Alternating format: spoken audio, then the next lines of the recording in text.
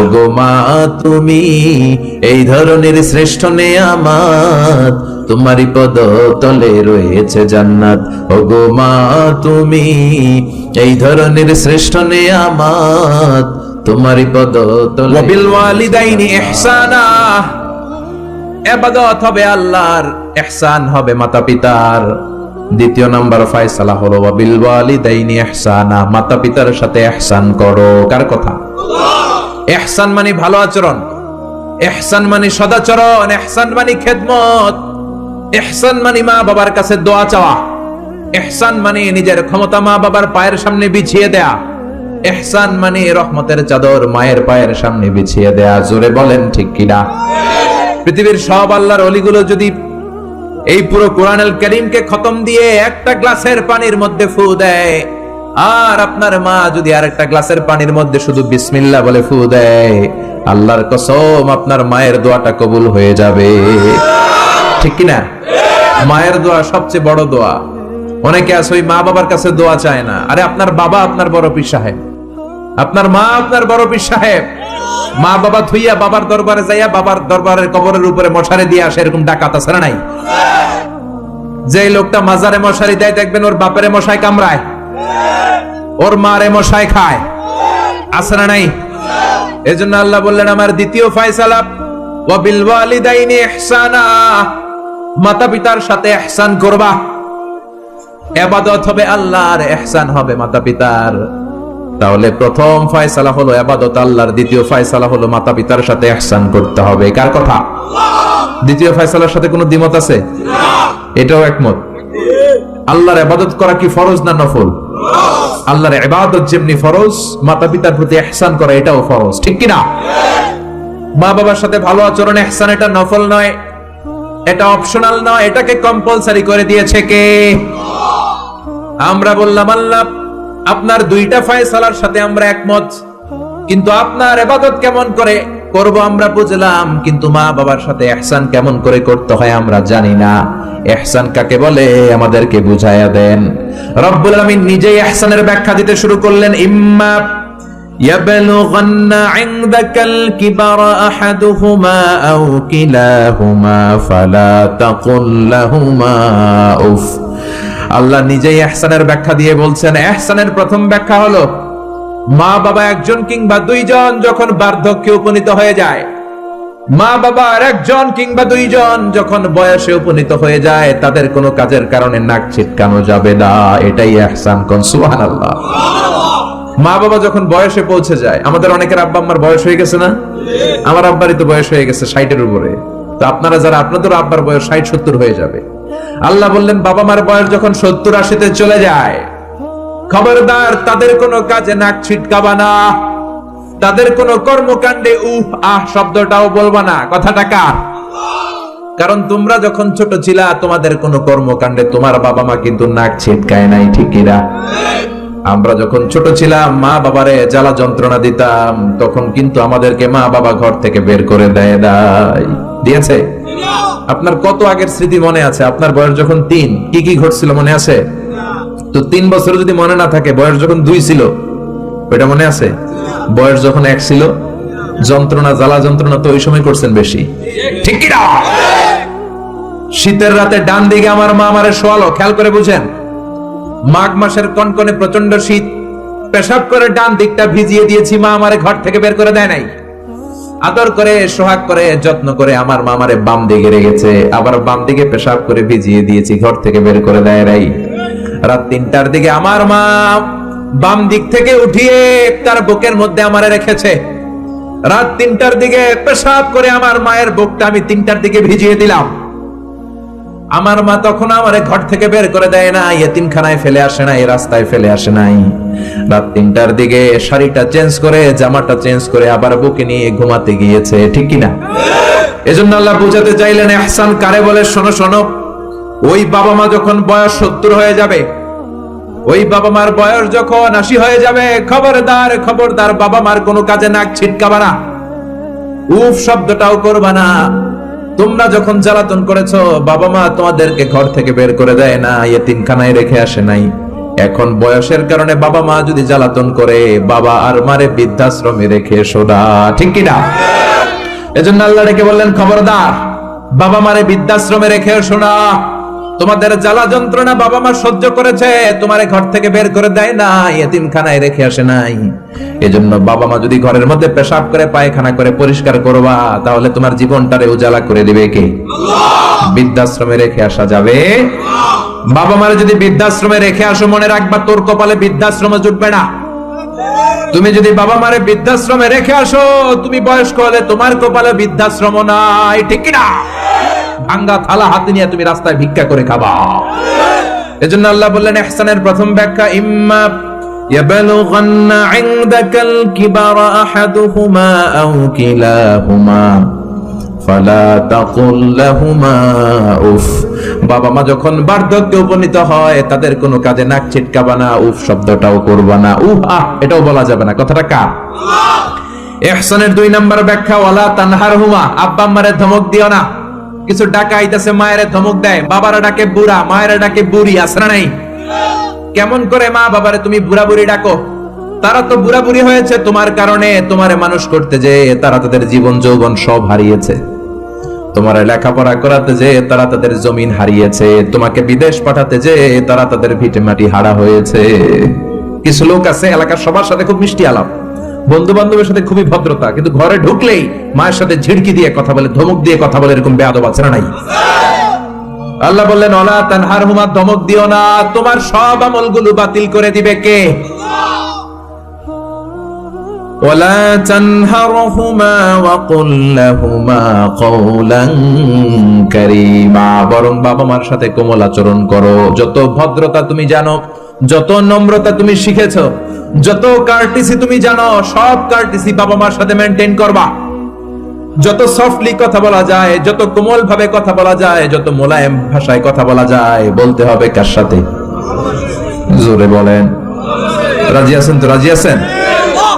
এরপর আল্লাহ বললেন, ওয়াখফিদ লাহুমা জানাহায যুল্লি মিনার রাহমাতি ওয়া কুর রাব্বিরহামহুমা কামা রাব্বায়ানি সাগীরা। ওয়াখফিদ লাহুমা জানাহায যুল্লি মিনার রাহমা, বাবা মার জন্য রহমতের চাদর বিছিয়ে দাও। তোমার যত সম্পদ আছে মা বাবার পায়ের সামনে বিলিয়ে দাও, তোমার জীবনে বরকত দিবে কে? আল্লাহ। এজন্য প্রথম বেতন পেলে টাকাটা দিবেন মায়ের হাতে, গিফট কিনলে আগে দিবেন মাকে।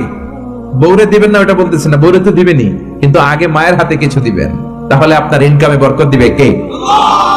আর বাবা মা একজন কিংবা 2 জন যদি দুনিয়া থেকে বিদায় নেয়, বাবা মার কবরের সামনে দাঁড়িয়ে চোখের পানি ছেড়ে তোমরা পড়ো, রব্বিরহামহুমা কামা রাব্বায়ানি সাগীরা ওয়া কুর রব্বিরহামহুমা কামা রাব্বায়ানি সাগীরা। কবরের সামনে দাঁড়িয়ে আল্লাহরে বলেন, আল্লাহ, বাবা মা ছোটবেলা যেমনি আমাদেরকে আদর দিয়ে, সোহাগ দিয়ে, ভালোবাসা দিয়ে আগলে নিয়েছে, আমার বাবা মা ইন্তেকাল করার কারণে তোমার কাছে যাওয়ার পরে তুমিও আদর আর ভালোবাসা দিয়ে আমার বাবা মাকে কাছে টেনে নিও। পড়ে না আমিন? আর জোরে পড়ে না আমিন? এজন্য আল্লাহর ফয়সালা 2টা। জোরে বলেন, কয়টা? সবাই বলেন। ঘুম আসছে তো জিমাই পড়েন কেন? ফয়সালা কয়টা? 1 নম্বর ফয়সালা, ইবাদত হবে একজনের, তিনি কে? আল্লাহ। 2 নম্বরে খেদমত করতে হবে কার? বিশ্বনবী বললেন, এই পৃথিবীতে যত ভালো আমল আছে তার মধ্যে শ্রেষ্ঠ ভালো আমল হচ্ছে মা বাবার খেদমত, বিররুল ওয়ালিদাইন। এক সাহাবী বললেন, আইয়ুল আমালি আফদাল ইয়া রাসূলুল্লাহ, ও নবী সবচেয়ে ভালো আমল কোনটা? বিশ্বনবী বললেন, সবচেয়ে ভালো আমল 3টা। জোরে কোন কয়টা? 3টা। 1 নম্বরে as-সালাতু ফি ওয়াক্তিহা, সময় মতো নামাজ। যেখানে আজান হবে ওই জায়গায় নামাজ পড়ার দরকার আছে না নাই? করো সালাতে কায়েম করো, হবে সম্মানী তুমি, হবে জান্নাতি তুমি, হবে সম্মানী তুমি, হবে জান্নাতি তুমি, দিবে কাল হাসরে শীতল ছায়া আরশে আজিম, রব্বিয়াল আলা রব্বিয়াল আযীম। ঠিক কি না? 1 নাম্বার ভালো আমল হচ্ছে সময় মতো নামাজ। 2 নাম্বার সবচেয়ে ভালো আমল হলো বিররুল ওয়ালিদাইন, মাতা পিতার খেদমত করা। তিন নম্বরে সবচাইতে ভালো আমল হলো আল জিহাদ ফি সাবিলিল্লাহ, আল্লাহর রাস্তায় জিহাদ করা। সুবহানাল্লাহ। তার মানে পৃথিবীর সবচাইতে তিনটা ভালো আমলের মধ্যে মা বাবার সাথে খেদমত করাটা আছে না নাই? এই পৃথিবীর সবচেয়ে ভালো আমল যে তিনটা, এর মধ্যে মা বাবার খেদমত করাটাও আছে, ঠিক কি না? আর এক হাদিসে বিশ্বনবী বললেন, মা বাবার খেদমত করা জিহাদের চেয়ে বেশি সওয়াবওয়ালা। এক সাহাবী আসলেন, জা রাজুলুন ইলা রাসূলিল্লাহ ইয়াস্তাযিনুহুল জিহাদ, এসে বললেন, ও নবী, জিহাদে যেতে চাই, জিহাদে যাওয়ার অনুমতি দেন। বিশ্বনবী বললেন, ও সাহাবী, ঘরে আব্বা আম্মা আছে নাকি? সাহাবী বললেন, আছে। বিশ্বনবী বললেন, ফাফিহিমা ফাজাহিদ, ঘরে যাও, বাবা মার খেদমত করো। বাবা মার খেদমত করলে ঘরে বসেই জিহাদের সওয়াব পাবা। বাবা মার খেদমত করলে ঘরে বসেই জিহাদের সওয়াব পাওয়া যায়। চিল্লায় পড়েন আল্লাহু আকবার। এজন্য বাবা মা খুশি হলে আরশের মালিক খুশি, বাবা মা নারাজ তো আরশের মালিক নারাজ। এজন্য বিশ্বনবী বলতেন, রিদার রাব্বি ফি রিদাল ওয়ালিদ, বাবা মা যদি খুশি হয় আল্লাহ খুশি হয়। ওয়া সাখাতুর রাব্বি ফি সাখাতিল ওয়ালিদ, বাবা মা যদি নাখুশ হয়ে যায় আরশের মালিক আল্লাহ নাখুশ হয়ে যায়। এজন্য বাবা মার কাছ থেকে দোয়া নেওয়ার দরকার আছে না নেই? বিশ্বনবী বলতেন, জান্নাতে দুইটা স্পেশাল দরজা আছে, একটা দরজার নাম আব্বা, আরেকটার নাম মানে আল আব, আরেকটা আল উম। এই দুইটা দরজা আমাদের ঘরে আছে না নাই? এজন্য বিশ্বনবী বলতেন, দুইটা দরজা তোমাদের ঘরে আছে, উমা জান্নাতুকা ওয়া নারুক, বাবা মাই তোমার জান্নাত, বাবা মাই তোমার জাহান্নাম। এজন্য বাবা মার সাথে কেমন আচরণ করবা তোমাদের decision, the decision is years. তুমি ডিসাইড করবা তুমি জান্নাতে যাবা না জাহান্নামে যাবা।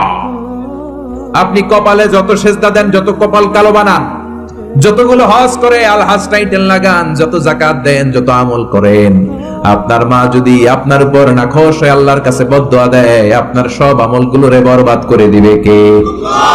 এজন্য বাবা মা যদি হিন্দু হয়, বাবা মা যদি নাস্তিক হয়, তারপরেও মা বাবার দোয়ার দরকার আছে না নাই? বাংলাদেশে এরকম অনেক হিন্দু ফ্যামিলি আছে, ছেলে মুফাসসিরে কোরআনের তাফসীর শুই না, মুফাসসিরের হাতে হাত রেখে কালিমা পড়ে মুসলমান। এরকম হিন্দু ছেলে আছে না নাই? কিন্তু বাবা মা মুসলমান হয় নাই। এখন বাবা মার সাথে খারাপ আচরণ করা যাবে? বাবা মা যদি হিন্দু হয়, বৌদ্ধ হয়, বাবা মা যদি খ্রিস্টান হয়, সে তোমার বাবা মা, ঠিক কিনা?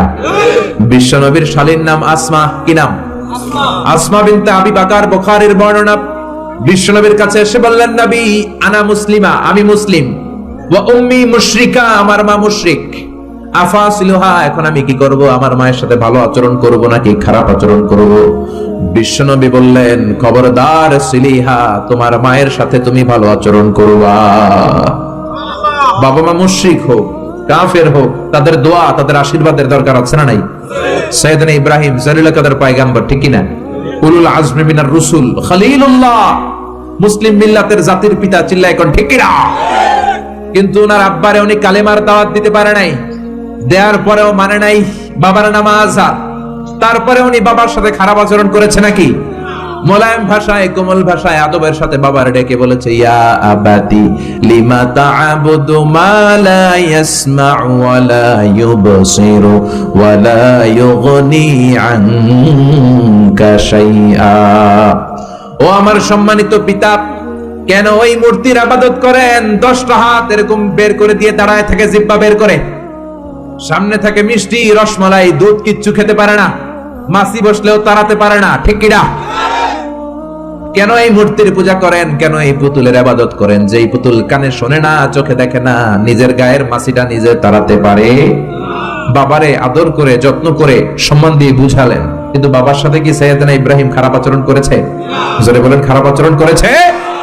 এজন্য বিশ্বনবী বললেন, খবরদার, মা বাবা কত রহমত, থাকলে মানুষ বোঝে না, যখন চলে যায় তখন বোঝে, কিন্তু তখন বুঝলে লাভ হয় না, ঠিক কিনা? যতদিন বাবা মা বেঁচে থাকে, বটবৃক্ষের মতো ছায়া দিয়ে থাকে, ছাতার মতো মাথার উপর দাঁড়িয়ে থাকে।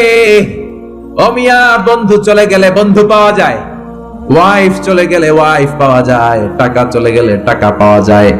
জনম দুঃখিনী মা যদি দুনিয়া ছেড়ে চলে যায়, মার আর পাওয়া যায় নাকি?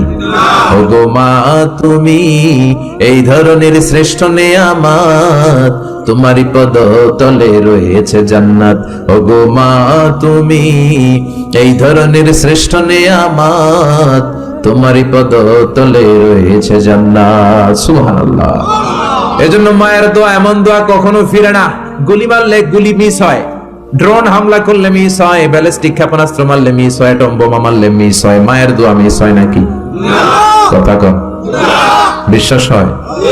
একটু সন্দেহ সন্দেহ লাগে? Any confusion, any doubt? লা শাক্কা ফি, কোনো সন্দেহ নাই, লা রাইবা ফি, চিল্লায় কোন ঠিক কি না? মায়ের দোয়া এমন দোয়া, মায়ের দোয়াটাও কবুল, বদ দোয়াটাও কবুল, ঠিক কি না? যদি এমন হতো শুধু দোয়াটা কবুল, তাহলে দোয়া না করুক সমস্যা নাই, কিন্তু বদ দোয়া করলেও কবুল করে কে? বদ দোয়া কবুল হয়ে গেলে সমস্যা আছে না নাই? এজন্য মা বাবার সাথে ভালো আচরণ করব।